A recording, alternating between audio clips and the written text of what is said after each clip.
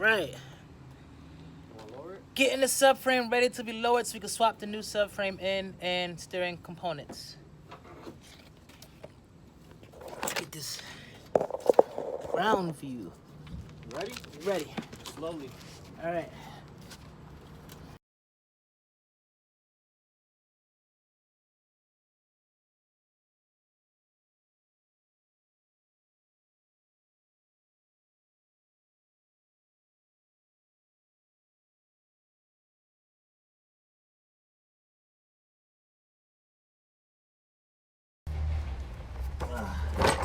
Alright, put that back up there for me. Let's tap it out. Alright. Unless you want to do it. Yeah, I'll do it. For the honors, just over here though. Don't get under the car.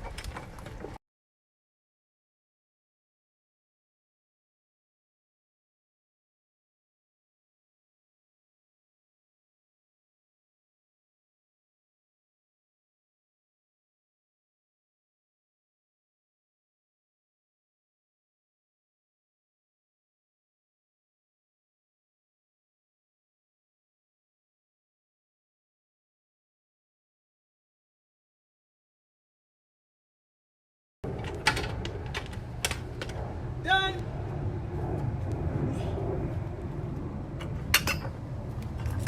Alright.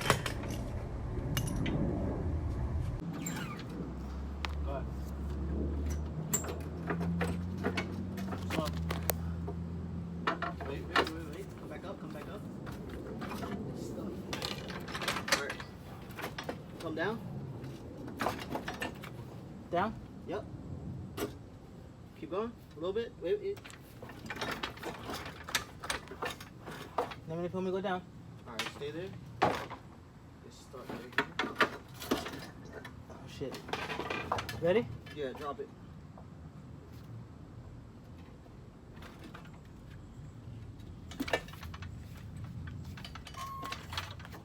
Alright, I'm gonna bring the front end out toward us, right? Uh-huh.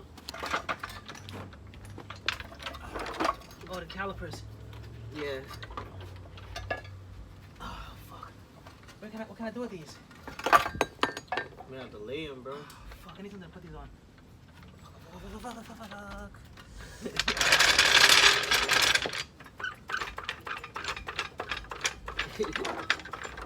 Look at the jack stand.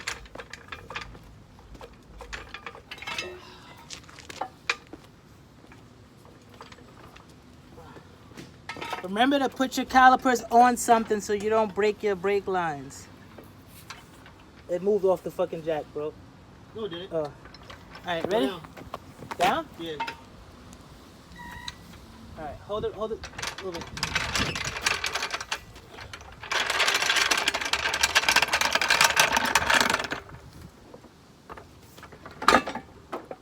There we go. It's out. Good shit. Now we gotta take it apart. Take these 10s.